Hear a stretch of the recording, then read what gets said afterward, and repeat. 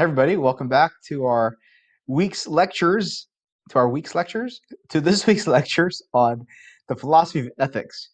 And today we'll focus on ethics beyond reason.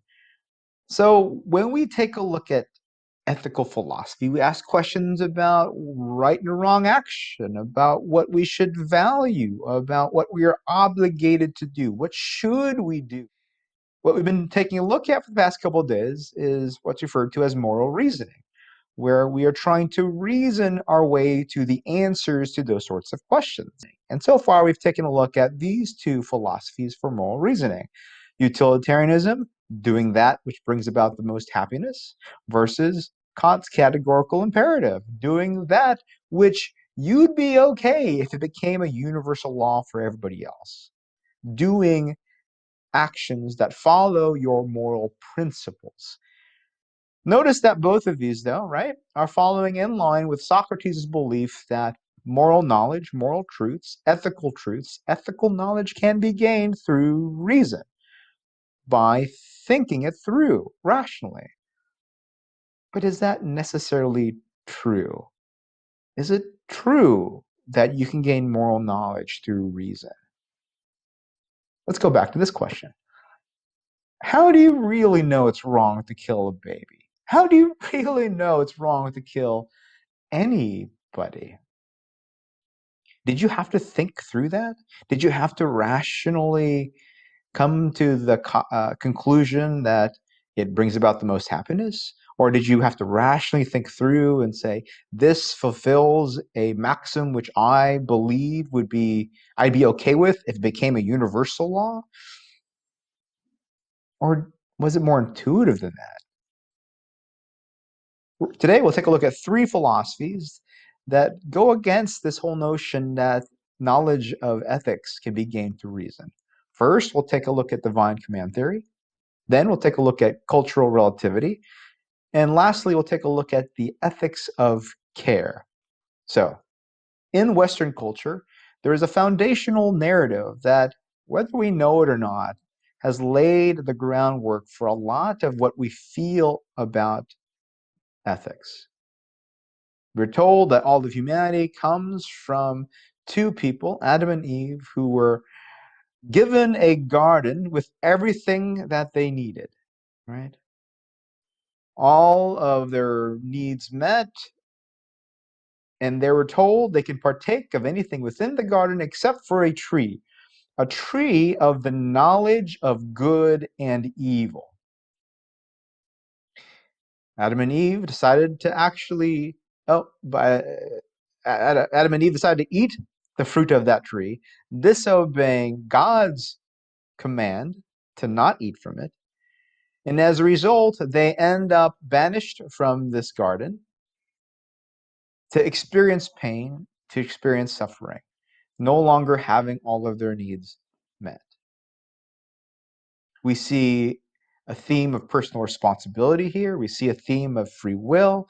We see a theme of judgment and guilt, often associated with the story. But also note, again, that the tree that they ate from was the tree of the knowledge of good and evil.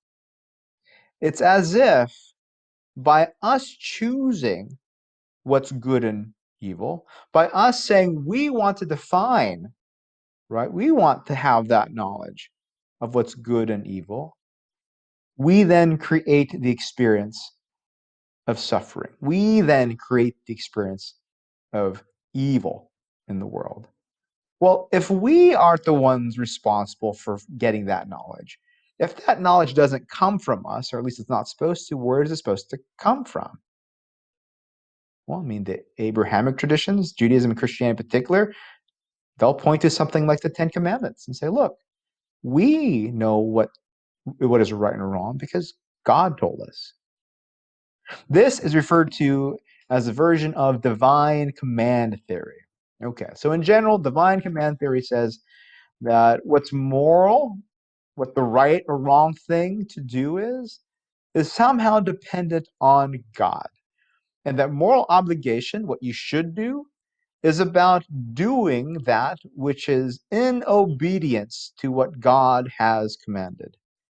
So you don't reason, you don't think your way to what's right and wrong, because that relies on the fallible human faculty of reason. And we all can be mistaken in reason. Our whole class has been about how often we fail to think things through carefully. Well, then what we ought to do maybe isn't supposed to come from us. Maybe what we ought to do is supposed to come from a higher power. But what's the proof in divine command theory? Well, take a look at the world's religions. If you take a look at their ethics, you'll often see that they have one similar principle that we refer to as the golden rule. Do unto others as you'd have them do unto you. We see a version of that with all the world's major religions.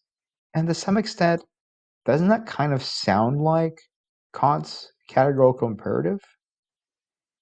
How is it possible that all of these religions seem to have within them this same universal moral principle? We all think differently. So our sense of reason may not be the best explanation. Isn't the best explanation that it was put into us, that it was put into all people? And if it's put into all people, what put it there? Well, maybe a divine source put it there. This was objected to by Socrates, by Plato, in the reading you had read for today, where we see Euthyphro being walking into the courts because he wants to turn in his father for having murdered one of their servants. Now, Euthyphro's family thinks he's messed up. Euthyphro's family thinks that this is a horrible thing to do, to turn in your own father for murder.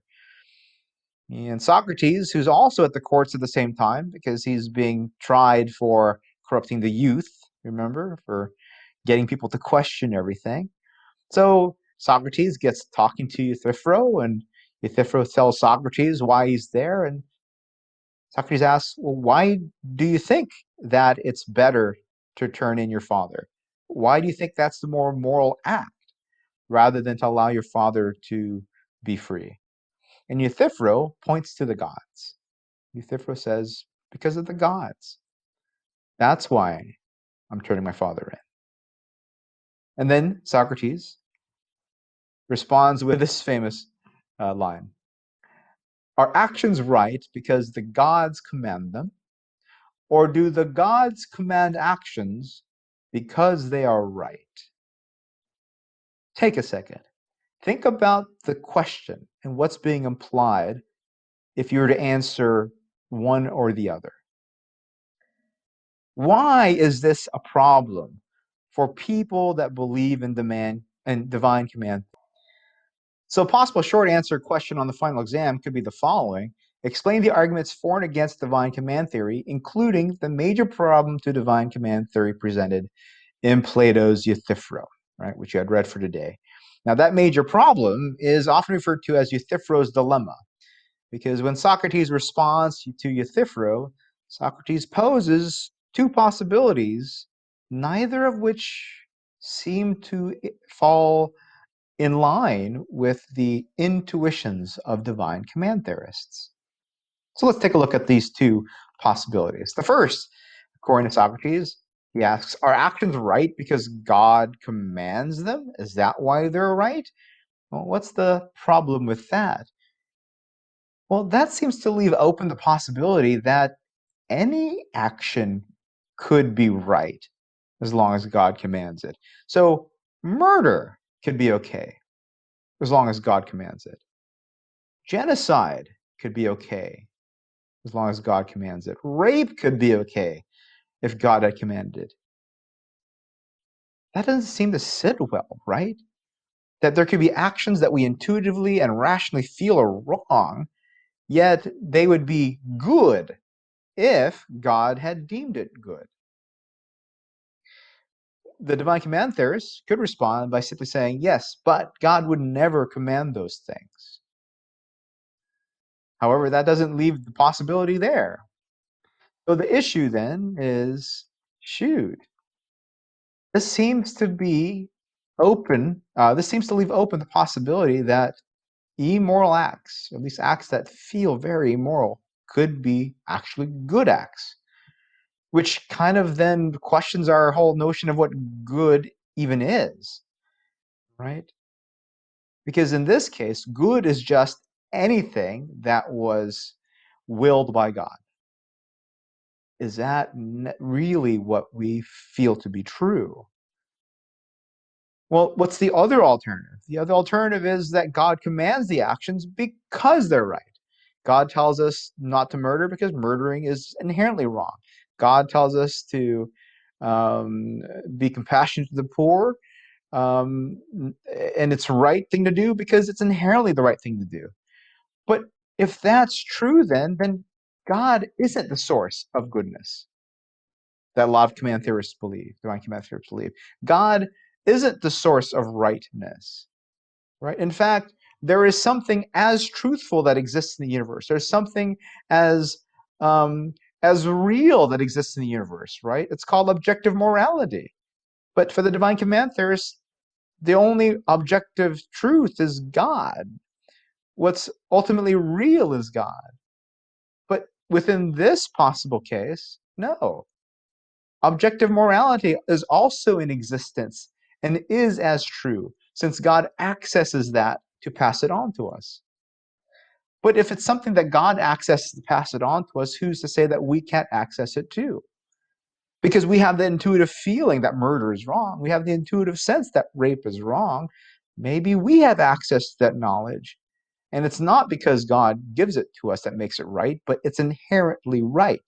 So do you see the dilemma given to the divine command theorists? Their response: well, okay, but let's take a look at our moral reasoning, our philosophies for moral reasoning that we've looked at so far in class, right? The consequentialists say that consequences are of ultimate concern when judging moral act, right? And in particular, the utilitarian philosophy says we should value happiness. We do that which brings about the most happiness.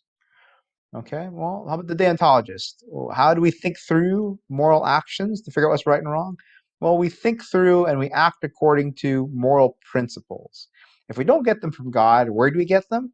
Well, from Kant. Kant says you get them by reason, by asking yourself, does this act, would I be okay if this act were to become a universal law? And remember, though, that that sort of philosophy is based upon the notion that every human being has infinite value, right? You can never treat a person as a means to an end. That's why you consider something that you'd be okay if everybody else did. But take a look at both of these philosophies of moral reasoning. How do you know that happiness is the ultimate good? Where does that come from? Can you rationalize that? Can you come up with an argument for why happiness would be the ultimate good? How about human beings having infinite value? How do you know that? Can you come up with an argument for why human beings have infinite worth? And if you do come up with an argument, right, that means you have reasons to believe this conclusion. Where do those reasons come from? It seems to be the case that if you try to use reason to justify any sort of criteria for rightness or goodness, those arguments are always going to be based upon some assumption. For utilitarianism, the assumption is that happiness is of ultimate value. For the categorical imperative, it's that human beings have infinite worth. That's what's of ultimate value.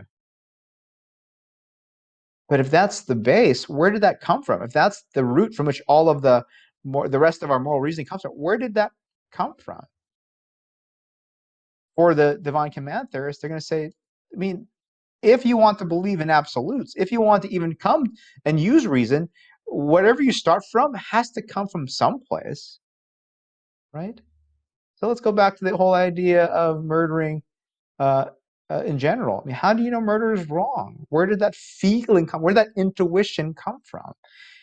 If you believe you have an obligation to not murder somebody, An obligation means you were commanded, right?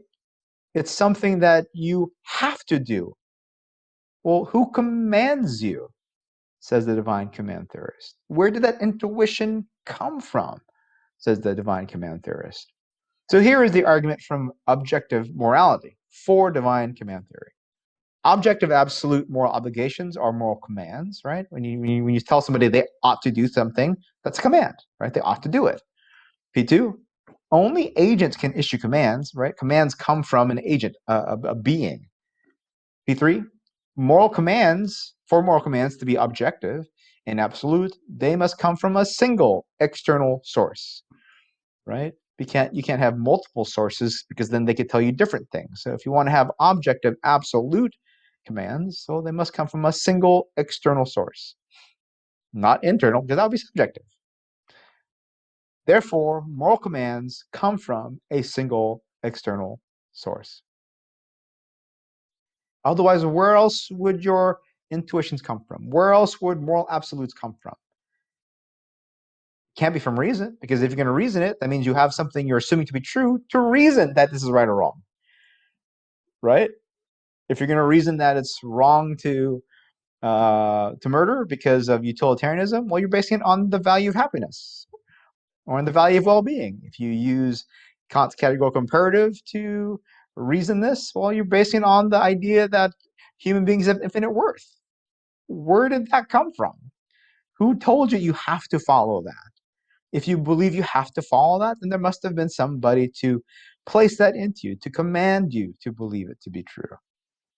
Where else would it have generated? Where else would it have, where else would it arise from? How would you object to this? Where would you say it comes from? Or maybe you could just say, there are no absolute moral obligations. There are no real absolute moral truths, right? And this is the stance taken by cultural relativists or moral relativists. Back when Europeans first started to interact with Eskimos, they would always come back with these really strange stories about Eskimo customs, right? For instance, they would see Eskimo men often having more than one wife, and they'd be like, that's crazy.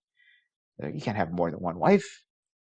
They'd see Eskimo men sharing their wives with guests, right? A guest would come to their home, and it'd be commonplace to share your wife with that guest in terms of sexual relations. You know, that for the explorers, that seemed odd to see. That can't be right. And within the Eskimo culture that the explorers were interacting with, they saw that a dominant male within the tribe could ask for the wife of another man and say, I want to have sex with your wife. The explorers thought these were all crazy acts, but they were all seemingly part of the culture. They were culturally acceptable. It was also culturally acceptable to commit infanticide. They would notice that some of these Eskimo tribes would kill babies. For the Eskimos, they thought it was justified. Within the culture, it seemed that it was accepted as a morally appropriate act. Because if you think about it, if you're a divine command theorist, why didn't God tell the Eskimos that it's wrong to commit infanticide? Why didn't God somehow reveal to the Eskimos that they shouldn't do this? Why didn't the Eskimos have an intuition that they should not do this? Now, the reason that they would commit infanticide was because the Eskimos would often travel based upon climate and location of food, and they're living in harsh conditions. And when an infant becomes sick or the infant becomes difficult to take care of, if you were to take the infant with you, you might be risking the lives of the entire tribe. So, in order to save the lives of the entire tribe, oftentimes, or every once in a while, infanticide was committed. What would you do if you, your parents, your family, your other children had their lives at risk because of an infant that may have made it hard for you to travel, that may have made it hard for you to survive moving from one location to the next. Is it our place to even judge them because we don't live like that we don't suffer through those circumstances? Can you think of other cultural differences in morality? I mean, some cultures say it's okay to walk around naked. Some cultures say that's not morally right. Some cultures say you shouldn't drink alcohol. Some cultures say that it's okay and you should, especially at a certain age. So notice that different cultures have different customs, and that what's appropriate and acceptable within the culture can be explained through the environment and the situation the culture is in, has led to cultural relativism, right? A form of moral relativism where we say, maybe there is no absolute right or wrong. Maybe it's just relative to the culture. Maybe it's just relative to the people based upon their life circumstances. So let's define cultural relativism. They're going to say that there's no such thing as universal truths in ethics, and only cultural codes exist, right? There is no universal truth of ethics, right and wrong action, of goodness, of badness that exists out there for us to access, either through the Word of God or through reason.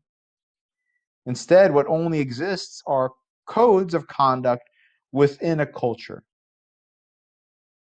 based upon, most likely, the environment and the situation that the culture is in. Can you think of objections to cultural relativism? In our modern time, right, in the West, there often seems to be a push towards accepting cultural relativism, and for good reason, right? We want to acknowledge the worth of other cultures. We don't want to denigrate and put down other cultures. We want to be accepting and open-minded. These are all seemingly positive attributes, but can you think of objections to this as a moral philosophy? Well, it seems to leave open the possibility that some actions could be okay, depending on the cultural perspective. But is that really the case? Aren't there some actions that you go, no, it doesn't matter what culture, it doesn't matter what perspective, that's just wrong. Like slavery. Or how about genocide and what happened to the Jews in Nazi Germany as they were put into concentration camps and experimented on brutally? I mean, seemingly there are things in the world that we go, no, no, no, no. It doesn't matter what the culture is like. That's just wrong. It is just wrong to rape a child. It's just wrong to be a pedophile. It doesn't matter your cultural norms. Plus, when we take a look at these differences between cultures, what we see is that really underneath their actions, there seems to be commonality. That even within like the Eskimo culture, I mean, they're not just killing innocent babies for no reason. They're doing it for the benefit of the group. They're doing it because they care about the rest of the tribe. So there seems to still be a value there that's universal, right? They seem to both value life. Another position on how to think about ethics isn't really about right or wrong action. Instead, it's about developing a certain character. It's about participating in the world from certain virtues. So, for example, let's say you're going to call your mom. Okay, what are some reasons why you should call your mom for her birthday? Right? What are some reasons why you should call your mom for your birthday? From a Kantian point of view, what would the reason be? Well, because it is your duty. Because you've rationally thought about the action and deemed it to be one in which it would be okay for you if it was a universal law. How about from a utilitarian point of view? What would be the reason to call mom for her birthday? Well, it's because it would make her happier. It would generate more utility for the most people. Are those the only reasons why you'd call mom for her birthday? In fact, are those the reasons at all? I mean, when you call your mom for your birthday, is it because you rationally thought about this becoming universal law? Is it because you rationally said, yes, we will maximize happiness if I call my mom for your birthday? Or did you call your mom for her birthday because you want to be a caring daughter, because you want to be a caring son? Virtue ethics says, our approach to ethics is about being virtuous. It's about the type of person you want to be, not necessarily about the type of acts that you do, right? When we think about Aristotle and think back to where the word ethics comes from, right?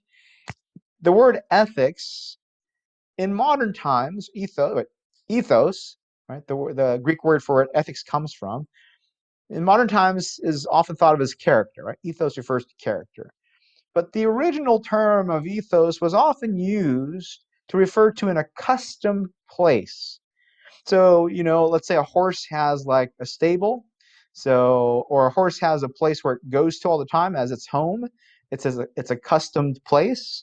That's what ethos used to refer to originally, the accustomed place. It's kind of like your home base, right? It's kind of where you more naturally reside. Can you see how that's related to character? So while we often think about ethics in terms of right or wrong action, virtue ethics looks at ethics from the point of view of developing good character. And when you develop good character, then your actions will naturally come from the right place. So it's not so much about what you do, right? Ethics in this case is not about what you do, but it's about who you are. It's about the person you want to be. That's a different way of looking at ethics. Ethics is coming from the type of character you want, as opposed to looking at the actions that you do. So the question then becomes, well, what sort of character should you want? What sort of virtues should you want? Virtues refer to the characteristics that allow a person to flourish. So what sorts of characteristics should we want for ourselves? What type of person should we be? Carol Gilligan is a professor of gender studies, and she looked at the psychology of morality. And in particular, she did studies to see if there were any differences between the genders when it came to how we thought about ethics, how we morally reasoned a situation. So when we take a look at moral reasoning, what do we see? Do we see any difference between how men and women think about ethics? So as part of these studies, boys and girls would be given different moral dilemmas to think about. And then researchers would ask questions about what the boys and girls were thinking, how they were reasoning through the scenarios. Here's an example of a moral dilemma provided in the study. And this is, you guys had seen this, right, for your assignment this week. Heinz's wife is dying. There is one drug that could save her life, but is very expensive, and the druggist who invented it will not sell it at a price low enough for the man to buy it. Finally, the man becomes desperate and considers stealing the drug for his wife. What should he do and why? When they would ask the boys, "Hey, what are you thinking? What's your moral reasoning?" Well, they won't say that term because they wouldn't know what it means. But what are you thinking about? Talk to me, right? And the boys would often say stuff like, "He should steal the drug, right? Because it's his wife and he loves his wife, and the wife is more important than the drug, or his wife being alive is more important than is more valuable than the druggist stealing, missing it, right?" Um, or some boys would say stuff like, "No, it's not morally right to steal. You shouldn't steal. Stealing is just wrong. It's not the right thing to do." Some of the girls had different thought process. Instead of saying what's right and wrong, instead of saying that you should steal or not steal, sometimes the girls would say stuff like, "Why can't the man talk to the druggist and tell him what his wife is going through? Why doesn't the man ask the druggist if he's married, and if what he would do if his wife's from the same situation? Why can't the man talk to the druggist and say, "Come see my wife so you can see how bad she is"? Do you see the difference in the sort of thought process that both these young boys and young girls were going through?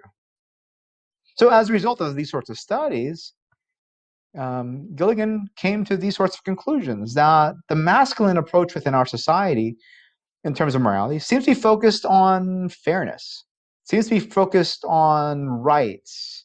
What's the right thing to do and what rights are being violated, while the virtue then that's being upheld here, what the type of character you should become, is one that has the ability to determine right and wrong action.